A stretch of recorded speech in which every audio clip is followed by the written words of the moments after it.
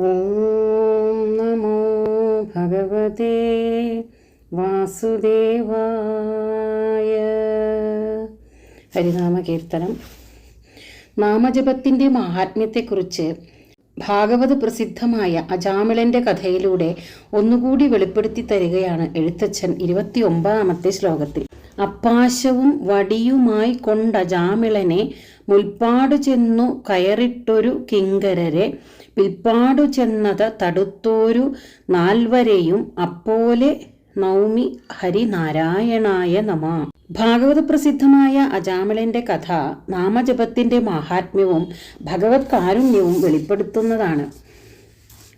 കന്യാകുബ്ജം എന്ന പട്ടണത്തിൽ അജാമിളൻ എന്ന പേരുള്ള ഒരു ബ്രാഹ്മണൻ ഉണ്ടായിരുന്നു. ഭഗവത് സാധനയെല്ലാം ചെയ്ത് നല്ല പ്രവൃത്തികളെല്ലാം ചെയ്ത് ആദ്യമൊക്കെ നല്ലവനായിട്ടാണ് കഴിഞ്ഞതെങ്കിലും പിന്നീട് മായാമോഹത്തിൽപ്പെട്ട് ഭാര്യയെപ്പോലും ഉപേക്ഷിച്ച് ഒരു ദാസിയുടെ സൗന്ദര്യത്തിൽ ഭ്രമിച്ച് അവളുടെ ഭർത്താവായി. അവളിൽ പുത്രന്മാരുണ്ടായി. ഏറ്റവും ഇളയ പുത്രന്റെ പേര് നാരായണൻ എന്നായിരുന്നു. ദാസിയെയും സന്താനങ്ങളെയും തൃപ്തിപ്പെടുത്തുന്നതിന് അപഹരണവും വഞ്ചനയും ഉൾപ്പെടെ പല പാപകർമ്മങ്ങളിലും ഏർപ്പെട്ട് അയാൾ പണം സമ്പാദിച്ചു. ഒടുവിൽ മരണസമയം അടുത്തു. അപ്പാശവും വടിയുമായി കൊണ്ടജാമിളനെ മുൽപ്പാടു ചെന്നു കയറിട്ടൊരു കിങ്കരരെ എന്ന് പറയുന്നത് മരണസമയം അടുത്തപ്പോൾ ഭയങ്കര രൂപികളായ യമകിങ്കരന്മാർ കയറും വടിയുമായി വന്നാണ് ജീവനെ കൊണ്ടുപോകുന്നതെന്നാണല്ലോ സങ്കല്പം. അങ്ങനെ യമകിങ്കരന്മാർ കയറും വടിയുമായി അജാമിളനെ സമീപിച്ചു. ആ കാഴ്ച കണ്ട് ഭയപ്പെട്ട അജാമിളൻ ഇളയ പുത്രനെ നാരായണ നാരായണ എന്ന് ഉറക്കെ വിളിച്ചു. യമകിങ്കരന്മാർ അയാളുടെ സൂക്ഷ്മ ശരീരത്തെ അപ്പോഴേക്കും വരിഞ്ഞുകെട്ടാൻ തുടങ്ങിയിരുന്നു. അപ്പോഴേക്കും 4 വിഷ്ണുദൂതന്മാർ അടുത്തെത്തി കാലകിങ്കരന്മാരെ ബലം പ്രയോഗിച്ച് പിന്തിരിപ്പിച്ചു. അതാണ് പറയുന്നത്, പിൽപ്പാടു ചെന്നത തടുത്തൊരു നാൽവരെയും അപ്പോലെ നൗമി ഹരിനാരായണായ നമ. അങ്ങനെ ഭഗവാനെയും ആ ഭഗവാൻ അയച്ച ആ 4 പാർഷദന്മാരെയും ഞാനിതാ നമിക്കുന്നു എന്ന് പറയാണ് എഴുത്തച്ഛൻ. അങ്ങനെ ബലം പ്രയോഗിച്ച് പിന്തിരിപ്പിച്ചു കാലകിങ്കരന്മാരെ. ഈ കഥ കേൾക്കുമ്പോൾ നമുക്ക് തോന്നും, ഇത്രയേറെ ദുഷ്പ്രവർത്തികൾ ചെയ്ത അജാമിളന് എങ്ങനെയാണ് ഭഗവാൻ ഇങ്ങനെ ഒരു അനുഗ്രഹം കൊടുത്തത് എന്ന്. ഓരോ ജീവന്റെയും പുണ്യപാപങ്ങളെല്ലാം നിശ്ചയിക്കുന്നത് ഭഗവാനാണ്. അജാമിളൻ ഈ ജന്മത്തിൽ പാപം ചെയ്തിട്ടുണ്ടെങ്കിലും പൂർവജന്മങ്ങളിൽ നല്ല പ്രവർത്തികൾ ചെയ്തിട്ടുണ്ടാകും. അതിൻ്റെ ഫലമാണ് ഈ ജന്മത്തിൽ മരണമടുത്ത സമയത്ത് ലഭിച്ചത് എന്ന് വേണം നമ്മൾ അനുമാനിക്കാൻ. ഈ ജന്മത്തിൽ ചെയ്യുന്ന കർമ്മങ്ങളുടെ ഫലം എപ്പോഴാണ് ലഭിക്കുകയെന്ന് നമുക്കറിയില്ല. അത് പുണ്യകർമ്മമായാലും പാപകർമ്മമായാലും നമ്മുടെ കർമ്മഫലം എപ്പോഴാണ് ലഭിക്കുക എന്ന് ഭഗവാന് മാത്രമേ അറിയുകയുള്ളൂ. തികഞ്ഞ ഭക്തിയോടെ നല്ല പ്രവർത്തികൾ ചെയ്ത് ജീവിക്കുന്നവർക്ക് എപ്പോഴും പ്രശ്നങ്ങളും ദുരിതങ്ങളും ദുഃഖങ്ങളും ഒക്കെ കൊണ്ട് ബുദ്ധിമുട്ടുന്നത് നാം കാണാറുണ്ട്. അതേസമയം ദൈവികമായ ഒരു ചിന്തയുമില്ലാതെ ദുഷ്പ്രവർത്തികളൊക്കെ ചെയ്ത് അങ്ങനെ നടക്കുന്നവർക്ക് സമ്പത്ത്, പ്രശസ്തി, അധികാരം അങ്ങനെയൊക്കെ ലഭിക്കുന്നതും നാം കാണാറുണ്ട്. ഇതിൽ വളരെ വൈരുദ്ധ്യവും നമുക്ക് തോന്നും. എന്നാൽ ഈ ജന്മത്തിൽ അവർ അനുഭവിക്കുന്നത് പൂർവജന്മങ്ങളിലെ കർമ്മഫലമായിരിക്കാം. നമുക്കതിനെപ്പറ്റി ഒരു പിടിയുമില്ല. ഈ അജ്ഞത കൊണ്ടാണ് നാം പലപ്പോഴും ഈശ്വരനെ പഴി പറയുന്നത്. ഒരു വിത്തിട്ടാൽ അത് മുളച്ച് വളർന്ന് കായ്ച്ച് അതിൻ്റെ ഫലമുണ്ടാകുന്നത് ഓരോ വിത്തിനും ഓരോരോ സമയമാണ്. എല്ലാം ഒരേ സമയത്തല്ല ഫലം തരുന്നത്. അതുപോലെ നമ്മൾ ചെയ്യുന്ന കർമ്മങ്ങളുടെ ഫലം ഈ ജന്മത്തിലാണോ അടുത്ത ജന്മത്തിലാണോ എപ്പോഴാണ് പാകമാകുന്നത് എന്ന് ഭഗവാനാണ് നിശ്ചയിക്കുന്നത്. ഇവിടെ അജാമിളന്റെ കഥയിൽ അജാമിളൻ ഈ ജന്മത്തിൽ ആദ്യം കുറച്ചൊക്കെ ഭഗവത് സാധന ചെയ്തിരുന്നു.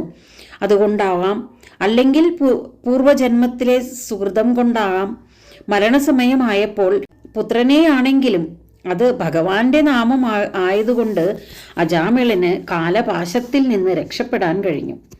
അറിഞ്ഞോ അറിയാതെയോ ഭഗവത് നാമം കീർത്തനം ചെയ്താൽ അഗ്നി വിറകിനെ എന്ന പോലെ അത് പാപത്തെ ഇല്ലാതാക്കുന്നു. കയറും വടിയും ഏന്തിക്കൊണ്ട് ആദ്യമേ ചെന്ന് അജാമിളനെ വരിഞ്ഞുകെട്ടാൻ ആരംഭിച്ച യമകിങ്കരന്മാരെ പിന്നീട് പിന്നാലെ ചെന്ന് തടഞ്ഞ 4 പേരെയും ആ 4 വിഷ്ണുദൂതന്മാരെയും ഞാൻ നമിക്കുന്നു. പാപഹാരിയായ നാരായണ, അങ്ങേക്ക് നമസ്കാരം. അപ്പാശവും വടിയുമായി കൊണ്ട ജാമിളനെ മുൽപ്പാടു ചെന്നു കയറിട്ടോരു കിങ്കരരെ പിൽപ്പാടു ചെന്നഥ തടുത്തോരു 4 അപ്പോലെ നൗമി ഹരിനാരായണായ നമ. പുരാണകഥകളെല്ലാം തന്നെ ഭഗവാന്റെ പ്രത്യക്ഷമോ പരോക്ഷമോ ആയ ലീലകളാണെന്നാണ് ഭക്തന്മാർ കരുതുന്നത്. ആ കഥകളിൽ യുക്തിഭംഗങ്ങളും വൈരുദ്ധ്യങ്ങളും സാമാന്യ ദൃഷ്ടിയിൽ കണ്ടെന്നു വരാം. ഇങ്ങനെ കാണപ്പെടുന്ന ചില വൈരുദ്ധ്യങ്ങളെക്കുറിച്ചാണ് തുടർന്നു വരുന്ന കുറച്ച് ശ്ലോകങ്ങളിൽ എഴുത്തച്ഛൻ പ്രതിപാദിക്കുന്നത്. 30-ാമത്തെ ശ്ലോകം. കഷ്ടം ഭവാനെയൊരു പാണ്ഡ്യൻ ഭജിച്ചളവ് അഗസ്ത്യേന നീപത ശപിപ്പിച്ചതെന്തിനിഹ നക്രേണ കാൽക്കഥ കടിപ്പിച്ചതെന്തിനിതു ഓർക്കാവതല്ല ഹരി നാരായണായ നമ. പ്രസിദ്ധമായ ഗജേന്ദ്രമോക്ഷം കഥയാണ് ഇവിടെ സൂചിപ്പിക്കുന്നത്. ഭാഗവതം 8-ാം സ്കന്ധത്തിൽ വിസ്തരിച്ചിട്ടുള്ള കഥകളിലൊന്നാണിത്. ഇന്ദ്രദ്യുമ്നൻ എന്ന പാണ്ഡ്യരാജാവ് വളരെ വിഷ്ണു ഭക്തനായിരുന്നു അദ്ദേഹം.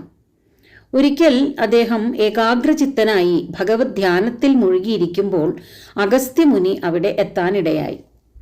ബാഹ്യമായി ഒരു ഉണർവില്ലാത്തതിനാൽ ഭഗവത് ധ്യാനത്തിൽ തന്നെ ലയിച്ചിരുന്നതിനാൽ മഹർഷിയുടെ ആഗമനം രാജാവ് അറിഞ്ഞില്ല.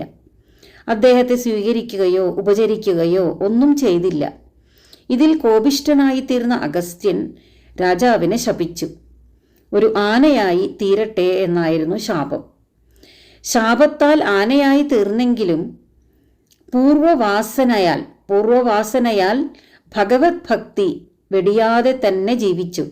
ഒരിക്കൽ പിടിയാനകളോടുകൂടി ഈ ശാപം ലഭിച്ച ഈ ഗജേന്ദ്രൻ ഒരു തടാകത്തിൽ ചെന്നിറങ്ങാനിടയായി. ആ തടാകത്തിൽ ഹൂഹു എന്നൊരു ഗന്ധർവൻ ദേവലൻ എന്ന മുനിയുടെ ശാപത്താൽ മുതലയായി കിടക്കുന്നുണ്ടായിരുന്നു. ആ മുതല ഗജേന്ദ്രന്റെ കാലിൽ പിടികൂടി. ഗജേന്ദ്രൻ പല വിധത്തിലും പരിശ്രമിച്ചു. എന്നിട്ടും മുതലയുടെ പിടിയിൽ നിന്ന് രക്ഷപ്പെടാൻ കഴിഞ്ഞില്ല.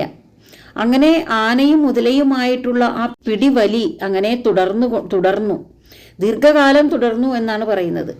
ഒടുക്കം ഗജേന്ദ്രൻ ഭക്തി പാരവശ്യത്തോടെ ഭഗവാനെ സ്തുതിക്കാൻ തുടങ്ങി. അങ്ങനെ ഭക്തപ്രിയനായ ഭഗവാൻ നാരായണൻ ഗരുഡാരൂഢനായി ആ തടാകക്കരയിൽ എത്തിച്ചേർന്നു. തൻ്റെ ചക്രായുധം ഉപയോഗിച്ച് മുതലയുടെ കഴുത്തു മുറിച്ച് ഗജേന്ദ്രനെ മോചിപ്പിച്ചു. ഗജേന്ദ്രനും മുതലയ്ക്കും ശാപമോചനവും ലഭിച്ചു. ഭഗവാന്റെ കരസ്പർശത്താൽ സംസാരബന്ധത്തിൽ നിന്ന് മുക്തനായ ഗജേന്ദ്രൻ 4 കൈകളോട് കൂടിയവനും പീതാംബരധാരിയുമായി സാരൂപ്യമുക്തിയെ പ്രാപിച്ചു. ഇതാണ് കഥ. അപ്പോൾ ഭക്തനായിരുന്നിട്ട് കൂടി ഇന്ദ്രദ്യുമ്നന് ഇത്രയധികം കഷ്ടപ്പെടേണ്ടി വന്നത് എന്തുകൊണ്ട്? അതാണ് പറയുന്നത്, ഈശ്വരേച്ഛയുടെ ആ ഗതിവിഗതികൾ പൂർണ്ണമായി ഗ്രഹിക്കുക എന്നത് വളരെ പ്രയാസകരമാണ്. എഴുത്തച്ഛൻ പറയാണ്, ഭഗവാനെ അങ്ങയെ ഒരു പാണ്ഡ്യരാജാവ് ഭജിച്ചപ്പോൾ ആനയായി തീരട്ടെ എന്ന് അഗസ്ത്യ മഹർഷിയെ കൊണ്ട് ശപിപ്പിച്ചതെന്തിന്? അതുമല്ല, ആനയായി തീർന്ന അയാളുടെ കാലിൽ മുതലേ കൊണ്ട് കടിപ്പിക്കുകയും ചെയ്തു. ഇതൊക്കെ എന്തിനായിരുന്നു? ആ കഷ്ടതകൾ ഓർക്കാൻ തന്നെ പ്രയാസം. നാരായണ, അങ്ങേക്ക് നമസ്കാരം. കഷ്ടം ഭവാനെയൊരു പാണ്ഡ്യൻ ഭജിച്ചളവഗസ്ത്യേന നീ പദശപിപ്പിച്ചതെന്തിനിഹ നക്രേണ കാൽക്കഥ കടിപ്പിച്ചതെന്തിനതു ഓർക്കാവതല്ല ഹരി നാരായണായ നമഃ.